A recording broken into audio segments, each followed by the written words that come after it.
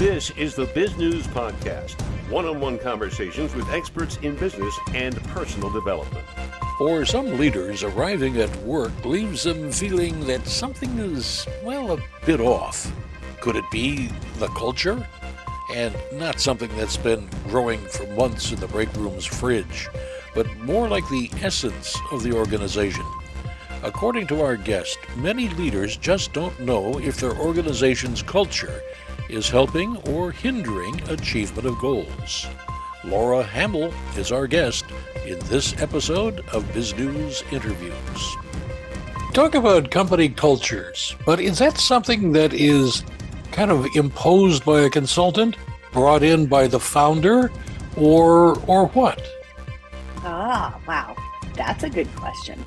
So let's hope it's not from a consultant. As one of those consultants, let's hope it's not from a consultant. Really, when we think about culture, we should be thinking about fundamentally what matters here, right? What do we care about? What matters? And I would hope that the founder and maybe also the other leaders are getting really clear about articulating that and helping really that team first, the leadership team first, be on the same page about it, right? What do we care about? What matters here? And then making sure that everybody else that works there understands that too. And sometimes I think what's a little tough about the word culture is that people think that it just means fun stuff. Like when we talk about culture, it's, hey, that means we do offsites and we everybody has swag with a company logo on it, and it's fun things. And I'm worried a little bit that that's done a disservice to the topic of culture, because really, if you think about it, there are a lot of things in the day-to-day work that we're talking about when we're talking about culture. Things like, to what extent are we valuing what the customer needs versus maybe innovation in what we're doing? Because sometimes those can be at odds with each other. Or are we thinking about the short term or the long term? Which of those things are more important? Or where are we on that continuum? Maybe the idea of quality versus quantity in our organization. Which one do we focus on, or do we have to be somewhere in the middle? Do we think about, is it direction from the top that really we focus on, or is it from the people who are on the front line working with our customers? So when we're talking about culture, we're talking about those kinds of things. Where are we in terms of what fundamentally matters to this business so that we can be successful? So that's why it can't be an outside consultant. Even though I am one of those, I try to help leaders do that. It really has to be coming from the organization. Can you measure the positive or negative impact of culture on the bottom line, going down to that back room, dimly lit, where the bean counters count their beans? Yeah, you actually can. Let me tell you why it's tricky. It's tricky because there's actually not an agreed upon framework or set of words or ways we define culture in organizations. So what makes that hard is we don't have a common language or a common way of studying culture from company to company. And that creates a lot of problems for doing research, right? And being able to understand culture, because culture is usually it's at a group level. It's a phenomenon at a group level. And so we have to be able to study that in big groups. And because we don't have frameworks and languages for it that we're sharing across organizations, we really have a hard time studying it. So that makes it a little bit hard to do these studies that show impact on outcomes. But there have been some really interesting studies that have been done. There's Cotter and Heskett. There are some people who've done a lot of work in strategy and culture. They did this really interesting research study where they looked at companies over the course of a long period of time. They looked at it, in this particular one, 11 years. And they compared, doing kind of a blind study. They weren't really understanding in the beginning which group each company was in, but they compared companies where the culture of the organization was aligned with the strategy, and looked at those companies and compared that to organizations where the culture was not aligned with the strategy. And what they found is those companies where the culture really helped the organization achieve its strategy had way better, higher employee growth, stock growth, revenue growth than those companies that did not have that aligned culture. So that's just an example of one of the studies that shows real impact on the bottom line. And let me just clarify a piece, because we didn't really talk about this yet. That idea of alignment. So you think about organizations where first they're really clear about their strategy, right? That's kind of that's not a given in every organization, right? Is that they're clear about the strategy. But if you have a business strategy you're trying to achieve, it makes sense. It's kind of logical that everybody that's working in that organization should be behaving in ways that are aligned with that strategy. So let's say, we'll just take a really simple example just for illustration purposes. Let's say that your company is really focused on innovation and that you have to innovate in order to be able to achieve your business strategy. Well, it's really important that your employees at every level, employees, managers, and leaders, all are doing things and behaving in ways on a daily basis that helps you innovate. Well, you can think about what would that look like? What are some of those behaviors? Well, first, they have to come up with new ideas. They have to share those new ideas. Somebody needs to listen to those new ideas. You have to build that. You have to start building on those new ideas. You have to experiment and test, right? So those are examples of behaviors that need to happen in your culture in order for you to be able to achieve your strategy. Well, those behaviors might not be what's happening in some organizations where people feel like they can come up with new ideas or share their new ideas. So that's what I mean by having that alignment. If you have alignment between the day-to-day behaviors and practices and your strategy, you're much more likely to be successful and be able to get those outcomes I was describing. And for those companies and organizations that somehow have missed that and are totally dysfunctional in that regard, how difficult have you found it to get them to kind of mesh the two together? Yeah, you're right. I mean, there are those companies who don't understand that connection. Again, they think of culture as just sort of this cute little HR thing that's over on the side, and let's go have a couple parties and order some pizza and we'll be done. And that's just makes me a little crazy. It very much is something you can do something about, though. And that's what I try to encourage people. And in fact, that's what I just wrote this book called The Power of Culture that is about that very thing. How do you take something that feels really complex like culture? How do you operationalize it and break it down kind of step by step by step? So the first thing, and I won't go through all of the steps because there's multiple steps, but what you have to first do is get really clear on what I just described with that innovation example. What kind of culture do we need in order to achieve our strategy? So you've got to sit down and think about first our strategy, and second, what do those behaviors look like?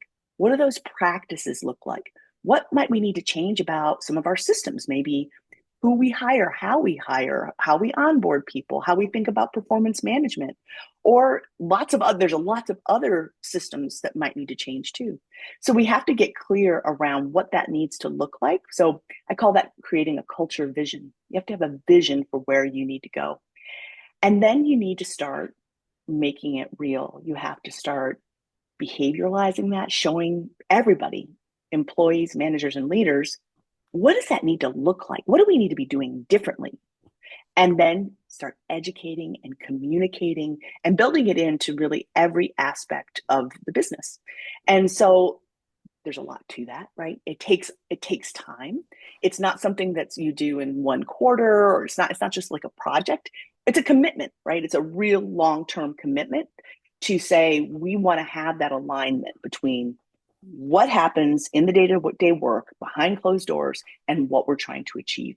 But even though it's a long commitment, it absolutely will pay off. And in many ways, not only in terms of strategy achievement, but also in terms of creating a great place to work, creating a place to work where people feel more connected to the work and feel like they want to keep working there. Is this applicable just to businesses, or can nonprofit organizations somehow use this? Absolutely. In fact, it's any group of people who are getting together to try to achieve something together. And so it can be, I've worked with multiple nonprofits around this. In fact, to me, it can be even more powerful in a nonprofit to be thinking about that alignment, because a lot of times the reasons why people are working in those nonprofits is they're so attached to the mission or the purpose, right? And they are there for all the right reasons. And there's nothing worse for people who are so committed to a mission or a purpose to come into a place where you're trying to achieve that together, and for them to feel like they don't experience what they were sold, right? The reason why they're there in the first place. And so that alignment, again, that experience of the culture is a pretty big deal. In my book, I talk about that a bit around, I use this term called cultural betrayal. The idea, it feels very dramatic, I know. But the idea with it is that if you come to an organization thinking the culture is going to be something specific, maybe you read it on the internet, or there's a reputation for the culture, or what I was just describing in a nonprofit, if you sort of see this mission and purpose for the organization, and then you come there and you don't experience that, right? You experience something that maybe is at odds with that. It's a real sense of betrayal. It feels like, wait, thought I was here for this reason. I thought I was sold this bill of goods, and I get here and I see what we actually do every day, the way people treat me, the way we treat each other, is not aligned with what we say we're trying to achieve. And that can have a real impact on people when they feel that sense of cultural betrayal. And if you are dealing with organizations or companies that have hundreds of employees or members, how do you get that cultural wherewithal embedded in all of them? Yes, the word embedded is exactly the right word. So I use kind of the term like embody and embed, right? Embody, we all as people need to embody what we're trying to achieve, but embed this in everything that we do. So I work with all different sizes of companies. In fact, I'm working right now with a startup, less than 20, but I'm also working with a company of 160,000 employees. And yeah, I know it's it's a little whiplashy to go from those two different sizes of companies. But in a lot of ways, it's the same process, right? There's a lot that you have to do about getting first clear about what you're trying to achieve. But then you need to make sure that everybody has the education around why. Why are we doing this? Why does each person matter to this? What do we need to do next together? And have them feel like they're coming on this journey together of changing the culture. That's a big part of it, is connecting with people as human beings, and so that they see themselves in it and they see why they might want to be part of this. So that's a big part of it. But then also there are the pieces related to the embedding. The word embedding is the way you were just describing it. You can think about embedding into the people system. I call the people system sort of all the different things that happen to an employee when they're part of the business. So when they're first, even before they even become an employee, how they're looking at the company and considering working there. Once they're in the hiring process, once they become an employee, how they get onboarded, how they learn and grow in the organization, what are their development opportunities, how do we actually measure their performance? What is performance in this organization? Is it just what you achieve, or is it also how you achieve that? So there's a whole set of things that happen in the people system where you can be talking about the culture you're trying to create. You can get really clear all along the way that we are trying to do this thing together. And that means we really value this and this and this. And I say that agnostically because it really depends on what the company's trying to achieve, what those things are. So there's a lot more to it. It's all, again, in the book that I just wrote, but it is absolutely doable. It sounds like you have also provided for the would-be employee many questions they should ask to make sure that they, like that culture, they would fit in or discover Hey, there ain't no culture around this place. Yes, and you are spot on. That was one of the things that I feel like if we all just understood culture in a little bit of a deeper way, we could do that, right? We could ask those questions. And one of the things that I just encourage people to do if they're interviewing for a job is to ask about what kind of work do you do on your culture? How do you make your culture come to life? How do you ensure that your culture is experienced by everybody around you, around each other? And so, and even how do you measure whether or not your culture is working or is successful? And so if you start kind of digging into, is there real commitment to working on the culture? I get that many organizations are on this journey. They don't have it all figured out. It's not perfect, of course not. But if there's a commitment, if they understand how important it is and they're doing work on it, that's a really good thing to understand if you're considering working in an organization. Tell our listeners and viewers again the name of your book. Yeah. Well, how about a little? Oh, you can hold it up there. I can hold it up. For the listeners, she's holding up her book.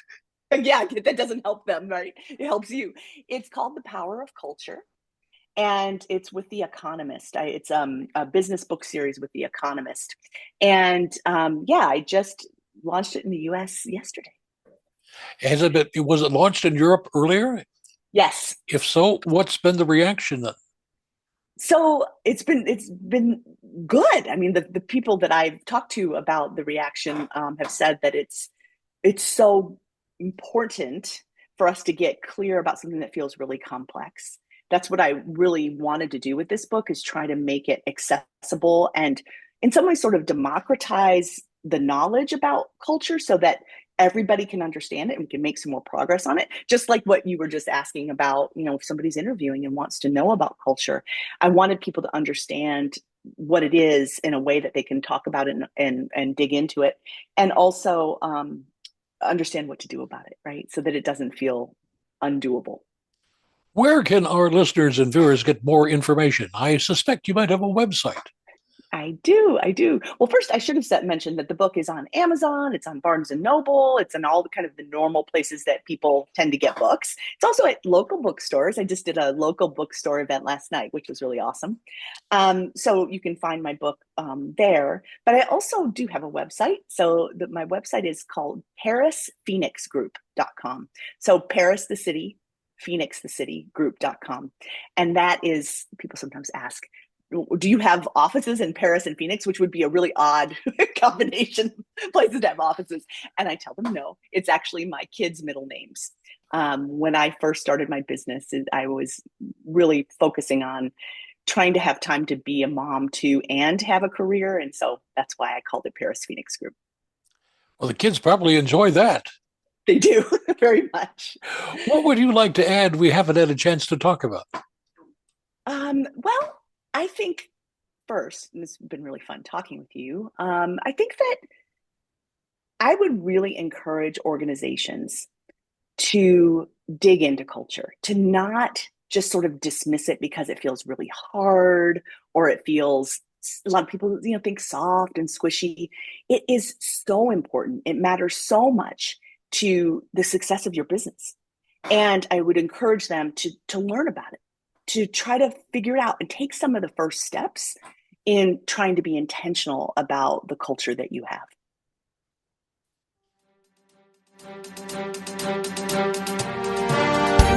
You've been listening to the Biz News Podcast. We welcome your input.